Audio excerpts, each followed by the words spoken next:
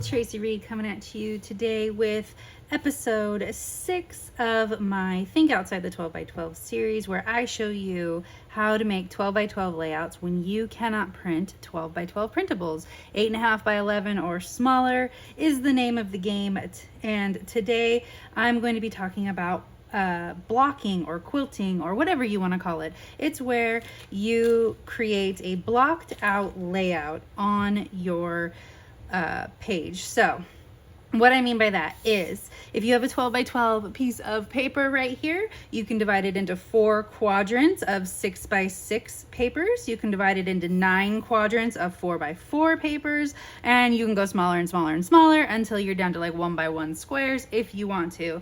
Today, I'm going to be working with the Sun-Kissed collection and these photos of my littlest in the pool. And I'm going to be working with 4 by 4 quadrants. So that is 9 quadrants on this page. And I really want to focus on the greens and pinks in this collection because it matches these photos. So I'm going to take a bunch of these papers, these patterned cards, all of these things, all of the greens and pinks, and I'm going to cut them down to 4 by 4, actually a little bit smaller than 4 by 4 because I want there to be lines in between. So there's going to be like 1/4 inch lines in between so that we get that nice grid pattern. So I'm going to cut all these down smaller. I'm also going to be using one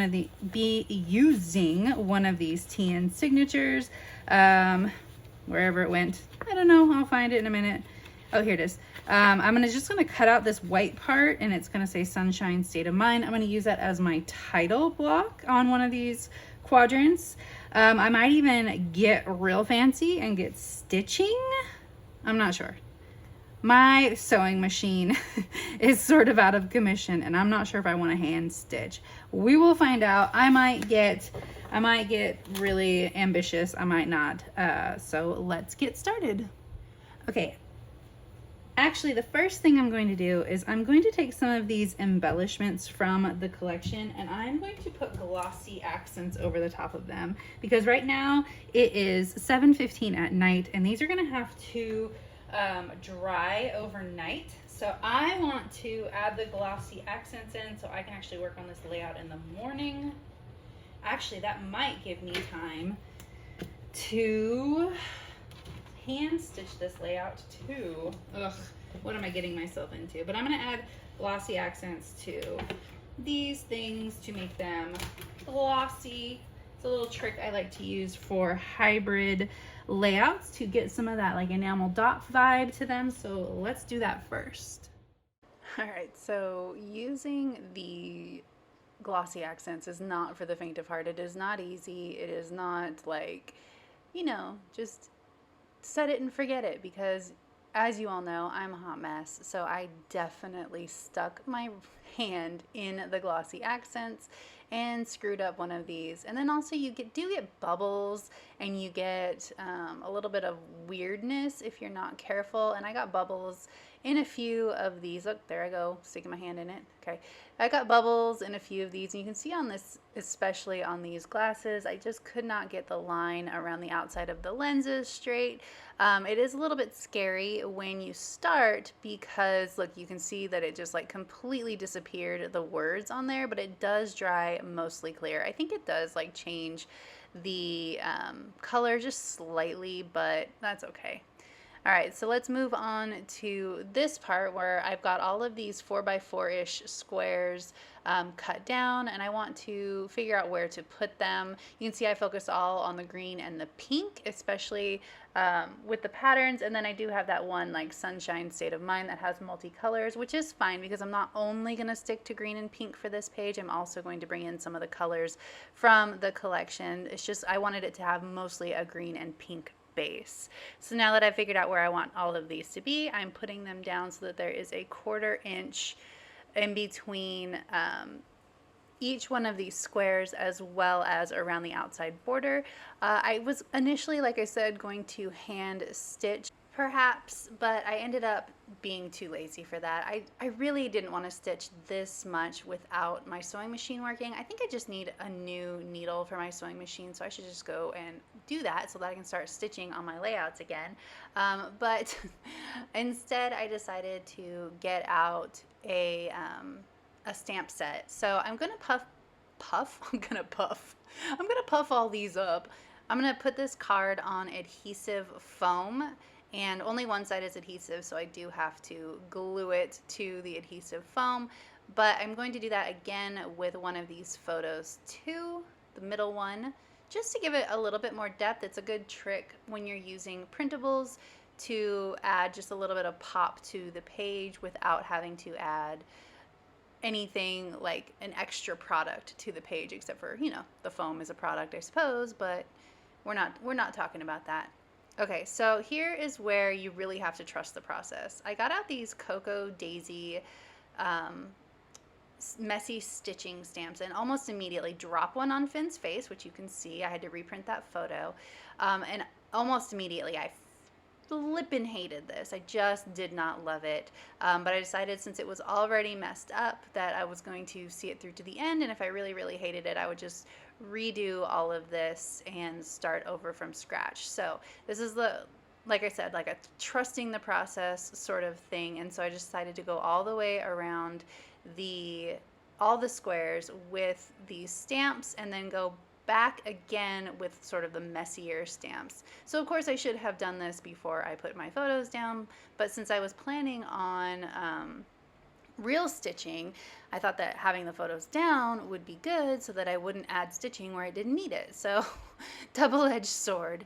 So I've got all of these worked out, and I'm adding in some messy stitching here, and this is where I start liking it. I don't love it still, but I do start liking it enough to continue with it in the end. And then when I start adding in my embellishments, then I'm like, okay, I actually do like this. It came out better than I thought it was going to, and I cover up some of the messier bits with the embellishments. So you can see these are done. They're a little bit yellower than I would say the collection is, and there are some bubbles, but I'm going to use them anyway. Imperfection is part of the process, right? Not everything is going to be perfect all of the time. So I'm going to start by putting down this die cut from the digital kit, the Digital Sunkissed kit, that I should have thought about and put down before I put my photos down. But again, I was not thinking clearly, and I wasn't really planning ahead of time, so that's kind of what happens. So I just snipped off the bottom of it, and I'm going to just tuck it right underneath the photos. You'll never know the difference. And now I have half of a sun to put somewhere else if I want to. I do audition it in a couple places on this layout, but I don't think it makes much sense to have two different suns on this layout. So I have a selection of embellishments pulled out. I also have some layered flowers from the digital kit that I'm going to glue together. I printed out 2 copies of each so that I could actually layer the flowers. So I'm going to do that by taking them and sort of roughing up the edges, and then I'm going to take some of that adhesive foam, and I'm going to put it in between the 2 layers and let those dry, and then I will have a bunch of dimensional stickers from Printables, another hack you can use with this craft foam, or just foam dots. I just had the craft foam sitting on the side of the table, so I decided to use it. So I'm just sticking all of these together. But this process, or this way of using printables, let's talk about how this is episode 6 of this series. This process is super fun and easy. Some of the processes I have shared in this series have been a little bit more complicated, but this one anyone can do. These are 4x4-ish. I had to trim them just a little bit smaller, of course, because I wanted there to be a 1/4 of an inch in between, but they're 4x4s, 9 of them. You can trim down 4x6 cards and traveler's notebook signatures like I did, And then I also have that 3x3 Good Vibes that I trimmed down as well, which was a 3x4 card. It's a great way to use up scraps, just like all of these videos are. It is also a great way to use up journaling cards in a different way. I know that since I don't pocket scrapbook, I'm always drowning in journaling cards, which are such a great design tool, but when you have about 1,000,000 of them, they can get a little overwhelming. So I like this way to easily incorporate them into your pages. So I have this little label from the digital kit as well. It says boys just want to have sun, and I'm just taking these and layering the flatter pieces before I go with the more textural pieces like these flowers and these enamel pieces that I created. And I just want to create a little bit of height in the corners. I'm just kind of creating one big cluster on each corner diagonally across the page, and I think that that really offsets the diagonal of the two word cards that I use too. They're not exactly diagonal in the same way, but they do have that sort of diagonal line. So I like the way that they are offset and create a really great visual all the way across the page. Last thing I'm going to do is make this cluster as well, and I can't decide where I want this flower to be. I always love that I build the cluster, then have to rebuild the cluster when I take it apart again. But it's just kind of eyeballing in the beginning to see like where I want it to be, and not necessarily exactly where I want it to be, although this was a little bit of a fail and caused a problem later on down the line. So I decided I wanted to use this yellow flower up here, but then I did not love the placement of it. I think it just looks weird and floaty up there. So then I decided that maybe I want it down by the yellow umbrella top instead, but then I have all of that liquid glue there already, so I put it back. And then I could not stand it. I did not love it. So I'm going to end up having to move it and then fill in that space with something else instead. My initial thought was to use those glasses on top of the glasses on that Traveler's Notebook signature that I cut down, but I didn't like the way that they looked. In fact, I almost didn't use them at all because I didn't really love the way that the glossy accents came out.